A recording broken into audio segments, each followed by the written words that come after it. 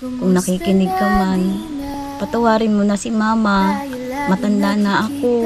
Kahit sa huling pagkakataon, mapatawad mo ako, anak ko. Kung kinahihiya mo kami ng kapatid mo, okay lang. Maganda to. Good news po ito para kay Nanay Gleice at sa amin. Na natuwa kami na magkikita sila kahit man isa man lang sa anak niya. Basta nabanggit lang daw na pupunta sila dito bago man lang magbakasyon sa Laguna. Sa tuwing mundo'y Masakit din sa isang magulang na napalayo sila sa akin. ng aking paghinga. Good day sa lahat ng ating manonood sa ating mga platform. Muli po Marcos TV Channel ang inyong lingkod. Ngayong araw po ay bibisitahin natin sila Nanay Gleice. Titingnan natin kung nandito na si Tatay Budoy ngayon. At dahil may ilang araw din, nag-aalala na rin kasi itong mag-ina kung ano na bang balita kay Tatay Budoy since wala sila kasi silang contact. So, kumustahin natin ngayon sila. Tara po. Opo. Hapon po. Kumusta kayong dalawa? Ha? Ganda ng kwentuhan dito nila Nanay Gleice. Wala man, hindi man ako makakatrabaho kaya sige lang lakad-lakad. Kumusta si Tatay Budoy, Nanay? May balita kayo? Ay, nag-alis din agad yung at Ay, nag-uwi po dito? nag-uwi. Nag-alis din ng madaling araw. Kailan po nag-uwi, Nanay? Kahapon din po. Nag-uwi pala kahapon. Di ibig sabihin pala, maganda yung trabaho niya doon kasi Eh, agad-agad kaso, nagbalik siya nagkasakit din naman po rin doon. Ay, ganun. Pag-alis nga ho, inuubong maigi. Ay, baka nag-uulan doon sige pa rin kalakal niya kasi ganun yung gawain nun ni Tatay Budoy, no? Kahit nag-uulan sige lang, kalakal pa rin ng kalakal. Oo. Pero kamusta naman daw yung trabaho niya? Kumusta nyo? Anong sabi niya? Ayos naman daw. Ayos naman daw.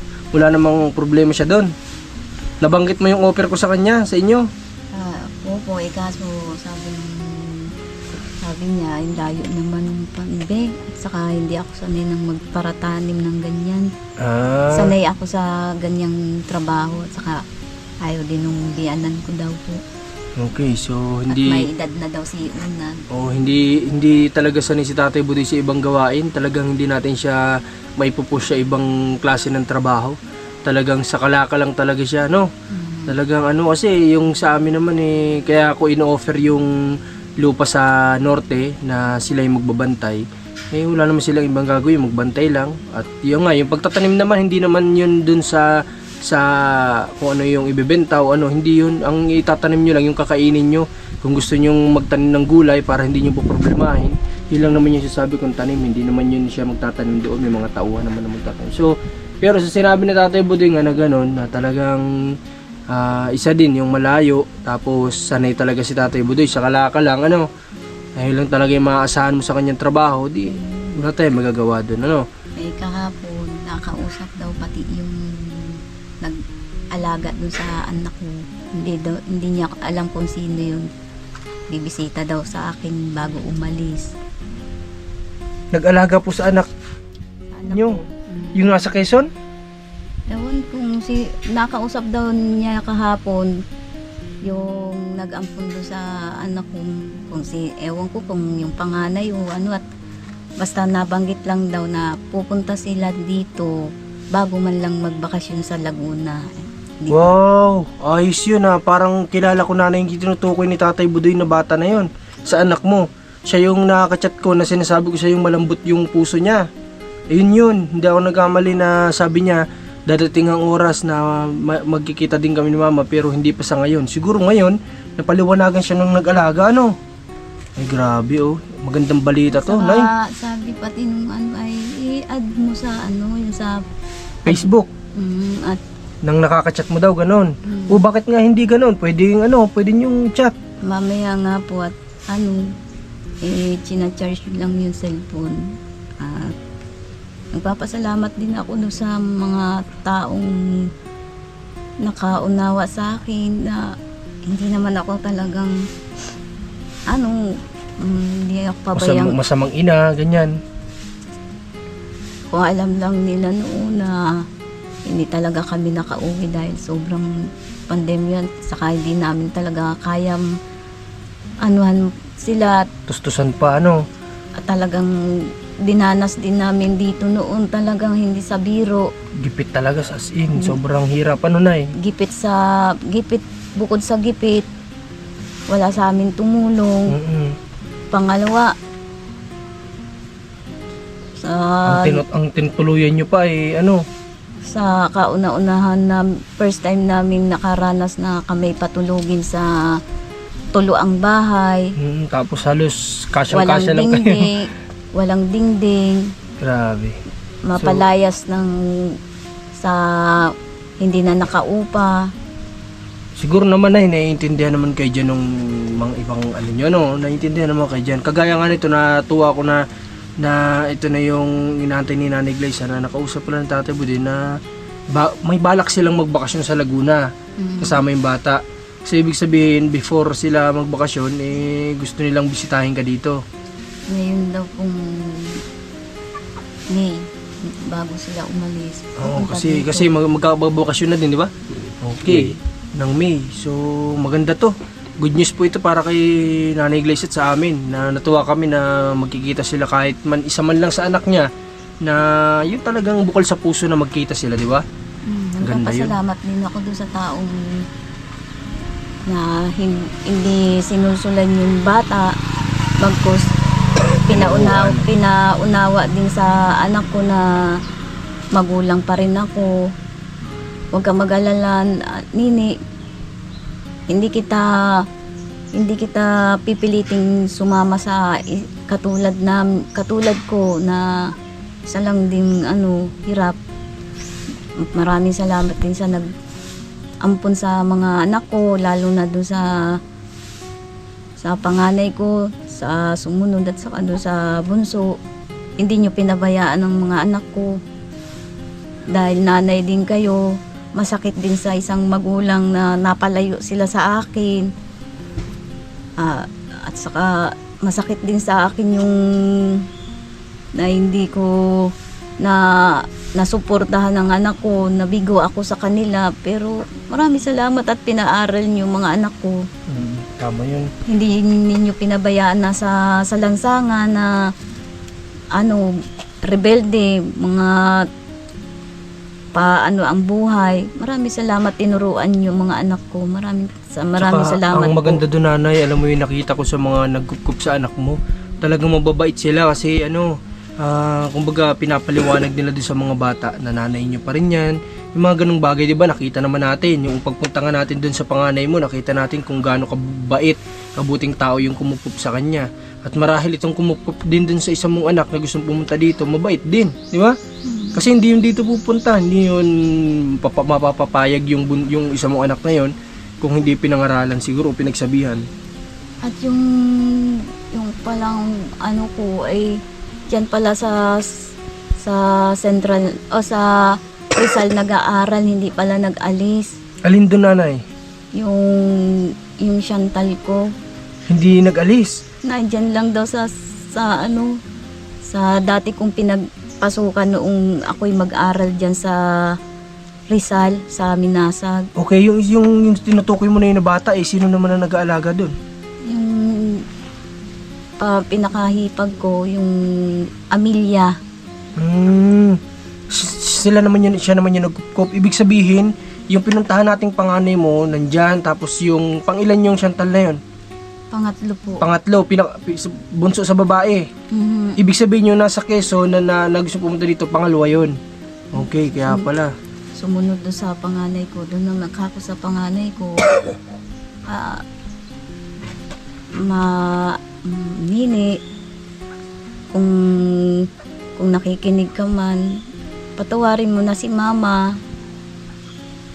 Matanda na ako. Kahit sa huling pagkakataon, mapatawad mo ako, anak ko. Kung kinahihiya mo kami ng kapatid mo, okay lang. Hindi na kita pipilitin, pero mag-iingat ka lagi dyan sa pupuntahan mo. At yung sinasabi ng nag-ampun sa iyo diyan na pumunta ako sa graduation mo, sumilip.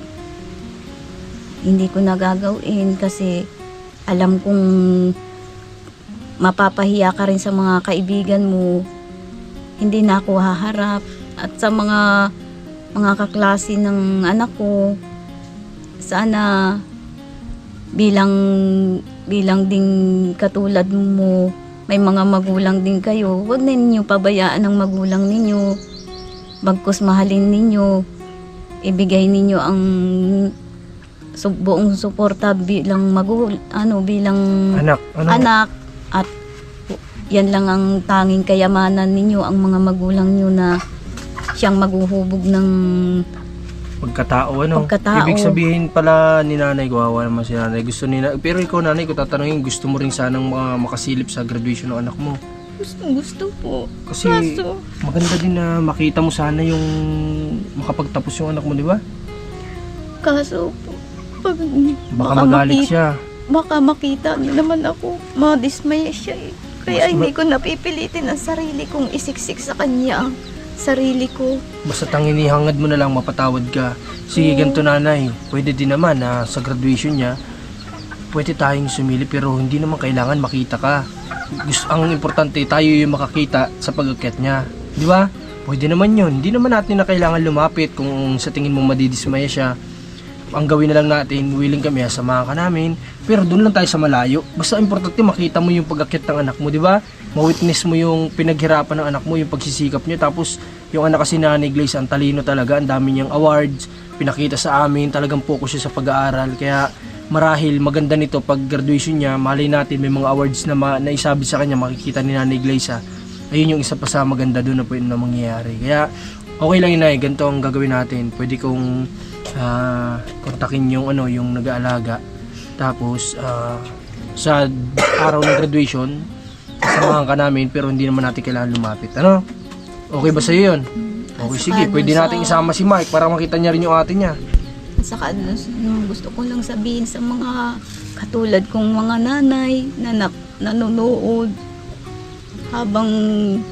habang kayo isang magulang na katulad ko rin, huwag niyong pabayaan ng mga anak ninyo na maligaw ng landas. Habang maaga, turuan niyo sila, bigyan ng magandang kinabukasan. Kasi sa katulad namin, ayan po nangyari sa akin. Imbis na maganda ang pagkikita naming mag-ina, sobrang sakit. Kasi Hinagpis. nandun yung sama ng loob ay At nagkaroon pa nga ho ng pisikalan na hindi dapat pakita ng marami. So, ayos lang yun ay. At least naman wala, part talaga ng buhay siguro na kumbaga dadating talaga sa buhay niyo yun, yung ganun. Kasi wala kayong magagawa kasi yung time nga na gusto niyo siyang kunin naghihirap kayo talaga. Tapos wala kayong kakayanan na mapag-aral sila, di ba? Kaya wala kayong lakas ng loob. Kaya talagang mangyayari talaga yung mga bagay na ganun siguro. Kasi kung mas pinilit nyo na kunin sila, baka mas lalo namang nakatambay sila dito, di ba? May gina din na nangyari yun. Siguro will na rin ni God yun na Pero ang importante nga lang, ang problema naman may solusyon. Kagaya nga nun, yung mapatawad kayo, makapag-usap kayo ng maayos. Darating din yun, nanay, siguro. Yung ganung pagkakataon, huwag lang tayo mawala ng pag-asa. Ang Okay. gusto ko lang naman, pag graduation niya, ng mga anak ko, makita ko lang yung mga, mabigyan man lang ako ng remembrance sa mga graduation nila para at least masaya na ako kahit hindi ko sila nakikita. Ang gusto mo ba na magpa-picture tayo sa anak mo? Ano yung souvenir? Mapaalam tayo sa anak mo na ka pwede magpa-picture si mama mo sa'yo para may souvenir. Pero di natin alam kung baka masira yung araw niya, Kasi nga sabi mo galit siya, pero hindi natin alam. Malay mo naman sa graduation pala napatawad ka na niya. Malay mo naman pagpunta natin doon, pag sumilip tayo.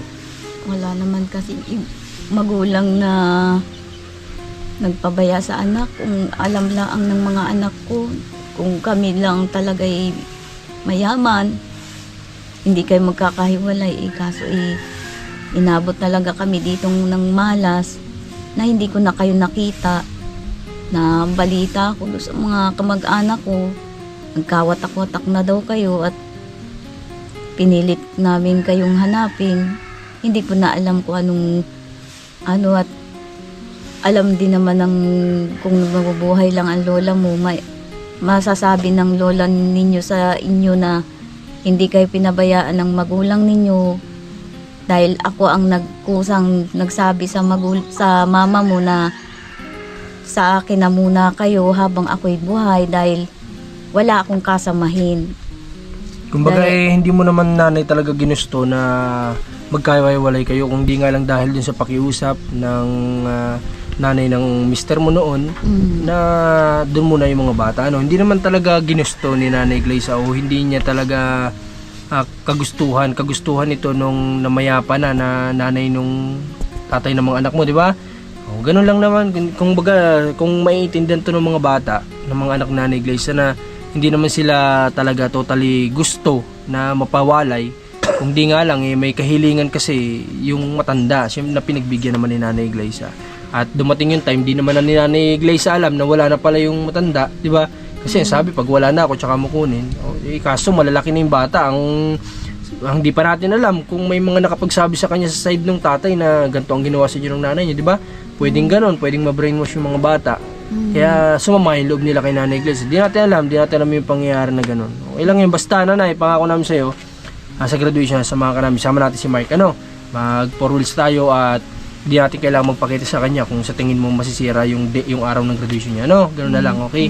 At bukas nga pala nanay, gusto ko sana ayusin natin tong bahay ninyo. Gusto namin ni Rans itong ayusin bukas. Okay ba sa inyo? Opo. Okay, pagtutulungan namin ni Rans bukas sa maaga. Sa isang Sabado, birthday na ng aking biyanan na si Mama, huwag po kayong mag-alala at pupunta dyan sila Marcos. Ano bang sabi ni Tatay Budoy?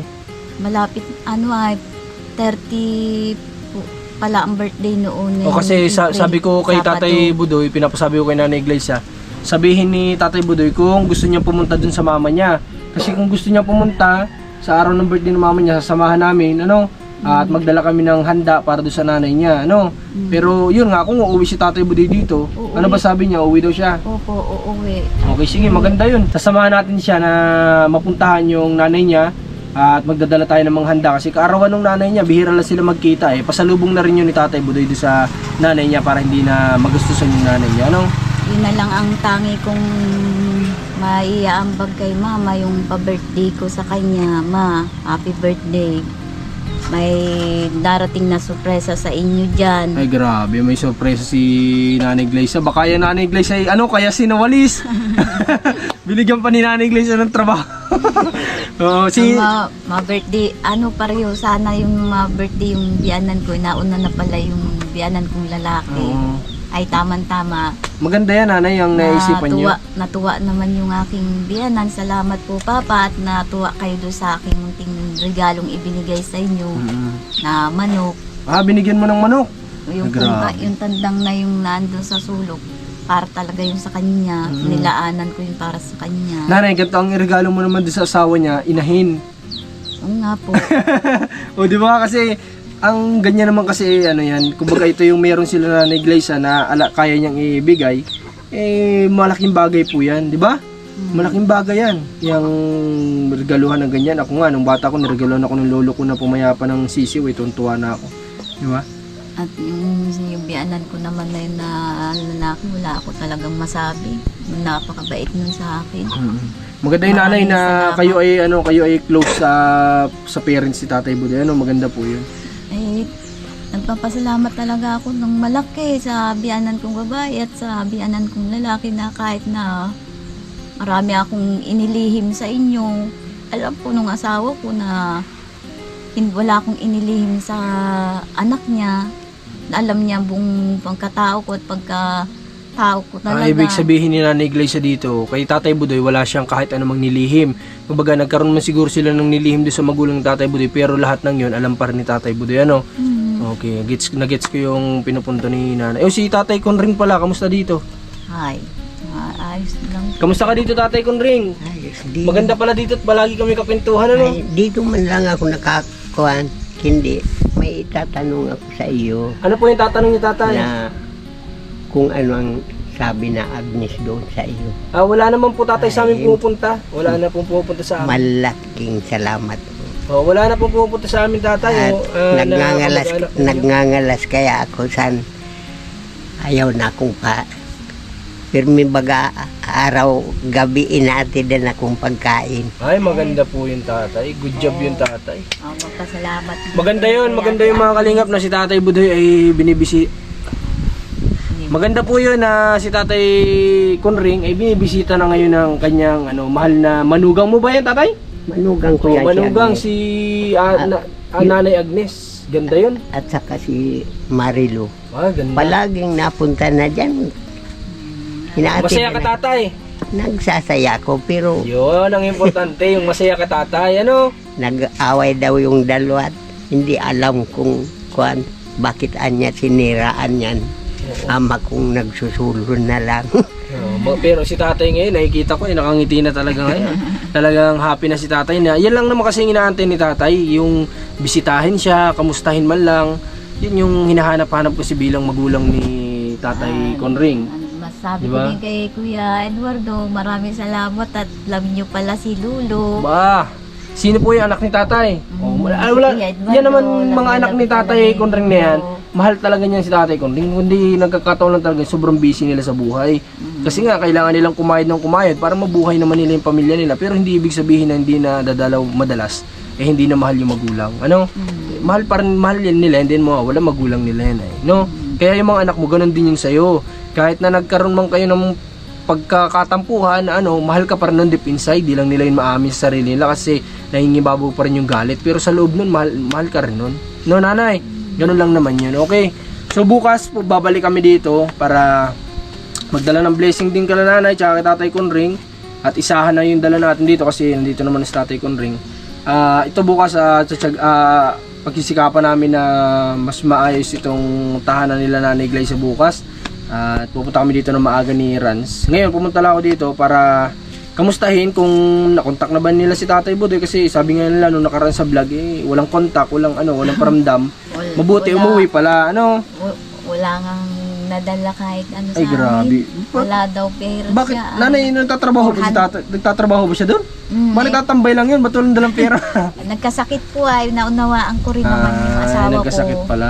Ang dala lang nun talaga kahapon ay 400, ayun. Binigay sa iyo. Yung iba, pinamasahe uli, pabalik. Tapos Ay, grabe. Pag gano'n nanay, sabi mo kay tatay, wag nang umuwi. At kung 400 lang din naman ang dala, ipadala niya na lang sa GCash. Tapos kasi kung 400 lang yung dala ni Tatay Budoy, doon pa pala niya kukunin yung pamasahin niya.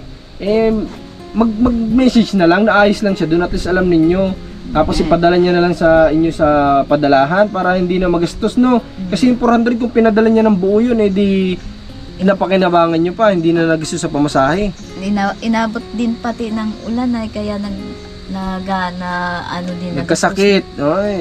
Basta dapat hindi siya laging parang kagaya dito na sugod sa ulan kahit na sobrang ulan, nanay. Lakas daw ng ulan lagi doon. Sabihin niyo siya, nanay, na huwag ganun yung gagawin niya para alagaan niya rin yung sarili niya. Lalo na kayo nagsabi matanda na. At saka pati sabi ko sa kay Unad para inom ng at gawa Vitamins, gamot, vitamins, ganyan. gamot at dikit na dikit ang ubo niya. Sabi ko tigilan mo muna yung pagsigarilyo. Pagsisigarilyo, yan una-una na nagpapasira sa katawan ni Tatay Budoy. Ikaw ba, Tatay Conring, naninigarilyo ka ba? Noon. Ngayon hindi. Hindi na.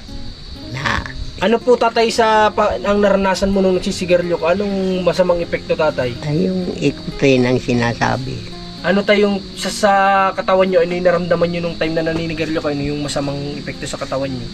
Nag-uubo. Yan, unang-una. Kung hindi ako nagtigil, ay, ang liit ko. Payat pati ako. Kaya nagtigil ako. Kasi kala ko tatay, ang ibig sabihin nyo, mababa kayo nung naninigarilyo. Kasi ngayon di na kayo naninigarilyo, mababa pa din naman kayo. Biro lang tatay. Si tatay ay, ibig sabihin niya namayat siya noong time na naninigarilyo. Kaya lahat na naninigarilyo dyan, iwasan na po ninyo yan. Hindi naman sa sinisira natin, baka madali naman tayo ng kumpanya. Hindi, kasi sila naman mismo nilalagay nila yung pwedeng mangyari sa iyo, di ba? Kaya yung iba na lang nasa kanila na lang yun, nakita na nga nila sa kaha na ganun yung pwedeng mangyari, sige pa rin sila ng sige para sa Tatay Budoy. Yun, masama talagang epekto sa senior na po nang galing yan sa mga nakaranas ng talagang paninigarilyo. Okay, nanay, bukas sa inyo dadating kami dito, no? Tapos dadala kami dito ng blessing ulit sa inyo. Yung bigas, kamusta, meron pa? Okay, tapos dadala tayo dito ng mga pwede nilang magamit sa pang-araw-araw. Tapos, yun nga, tingnan natin kung anong kalalabasan nitong bahay nila Nanay Glaze sa bukas. Pag porsigihan namin ito ni Rans, pagtulungan namin. Huwag na tayong kumuha ng gagawa, kami na lang. Wala naman din kaming gagawin siguro bukas, di kami na lang. Okay, sige nanay ha. Okay, maraming salamat sa lahat ng nanood nitong vlog namin ngayong araw, sa mga shinare ni Nanay Glaze na mga kumbaga natutunan niya sa buhay. Ay sana may matutunan din yung mga manonood natin, pati kay Tatay Conring. Ayun, maraming salamat po ulit. Marcos TV Channel, Rans TV Vlogs, at Rans TV at Commander ni Marcos. Happy Holy Week sa lahat ng manonood natin. God bless po, mag-ingat kayo lahat. Kumusta na di na tayo lagi nagkikita, miss na kita sobra.